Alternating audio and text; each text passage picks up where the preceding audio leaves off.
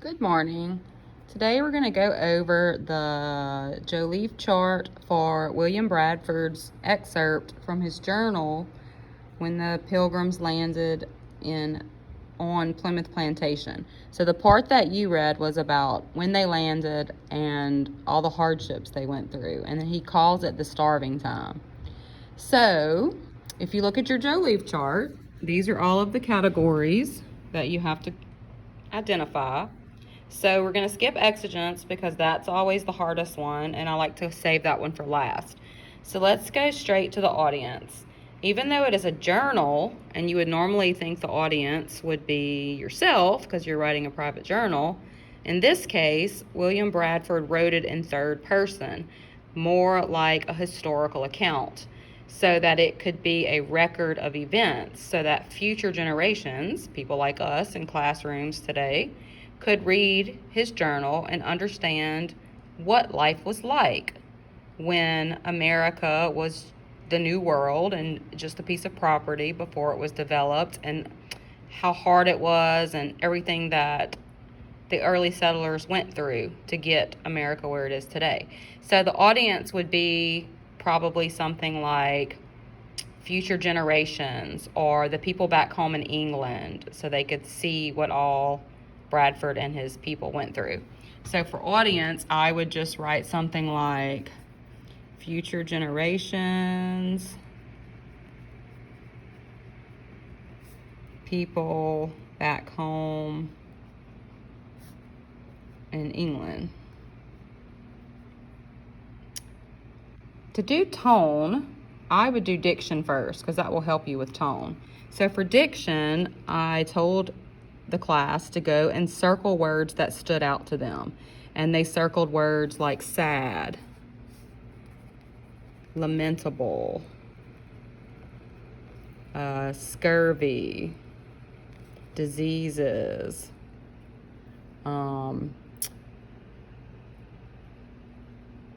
queasy, stomachs, starving, sick, dying.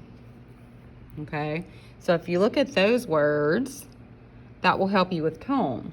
So the tone was very sad, serious. All right, it was about all their hardships. But if you also go back to the passage, there's a shift towards the end where it talks about how the few people that were well, who weren't sick, tended to the sick, and they never got frustrated, and they took care of them, and they described the way that they took care of them as willingly and cheerfully. Okay, so that gives you some hope. So it starts off sad and serious, but it ends kind of inspirational and hopeful. Okay? All right, so let's go to ethos, pathos, and logos. Ethos is credibility. So what makes you believe that William Bradford is telling the truth, that all of these things really did happen? So in class, we said things like, he was there, so he's giving a first-hand account.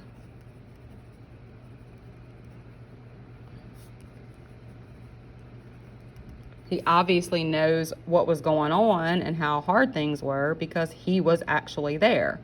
Someone else said that he gives good specifics, and that makes him believable. You know, when you can give specific details, that makes your story more believable.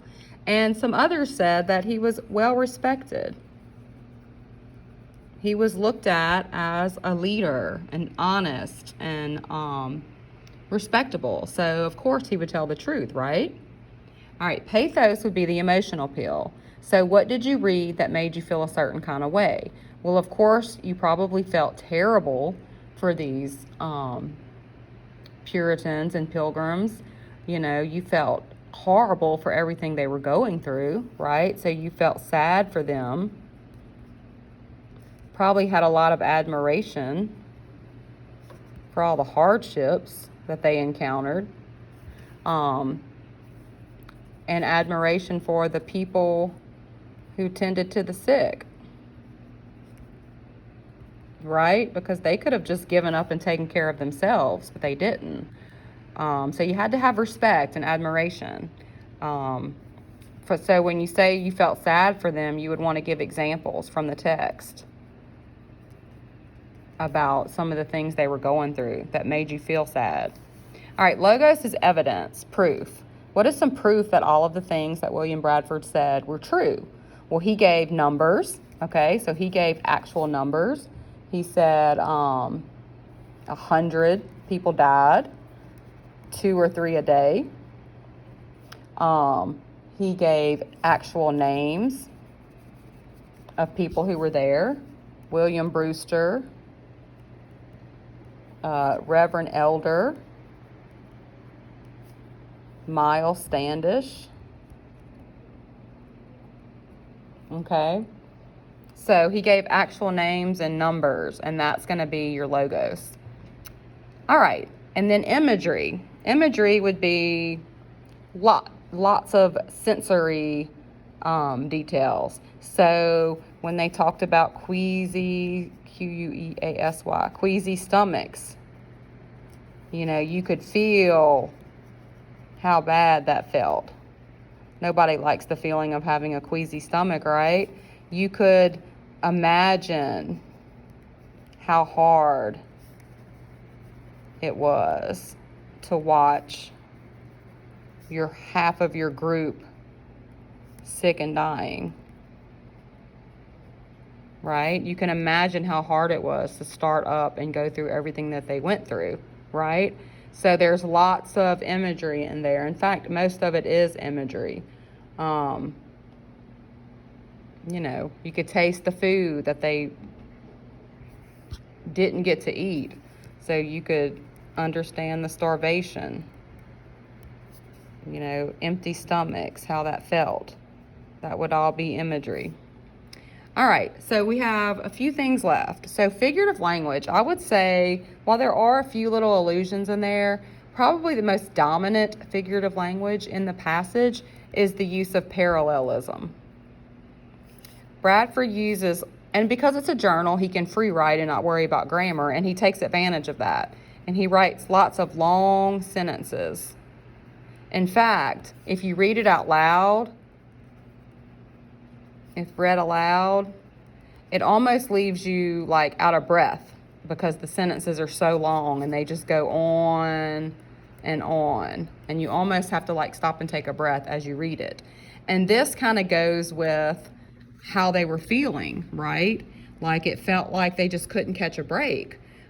They got through this long journey on the boat and they finally got to land, and then they had more difficulty and adversity to go through with the dying people and the starvation. So these long sentences kind of represent how they felt, like it was just never ending, the pain and the struggle, right? So that would kind of go with your syntax.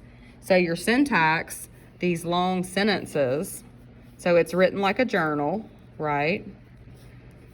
Long sentences. And this kind of symbolizes the never-ending struggles, right, that the Puritans were going through. So it was almost written like how they felt, like just they couldn't catch a break. It just kept going on and on and on, all of the struggles they were going through, and they just finally at the end started feeling some hope and started learning how to grow food with Squanto. So the syntax and the fig laying kind of go together too right here. All right, so we have the purpose. So we skipped that by accident, oops. So the purpose of his journal was to tell about the history of the New World. Okay, to share the experience. All right, so now that we have all of this filled out, we can go back and look at the exigence, which is the most important part. So what lesson, or what is the big picture here? What is this entry, or what did these people in William Bradford, what can they teach us about life, right? That in life there's tons of difficulties, and sometimes you want to just quit, and it would be easy to quit. Like, it would have been easy for them just to give up, and be selfish and take care of themselves, but they didn't. And so the exigence would be that you have to push through hard times, right? If you want to achieve success, you can't give up. You have to keep pushing, right? Or things will just stay the same. So if you want change, it's hard work. Nothing comes easy, right? America didn't come easy. Look at all the struggles that our ancestors went through to get to where we are today. So that would be your exigence. All right? And that will be the map out, or the joliffe of William Bradford's excerpt. And we will talk more about that later and how to turn that into an essay. All right.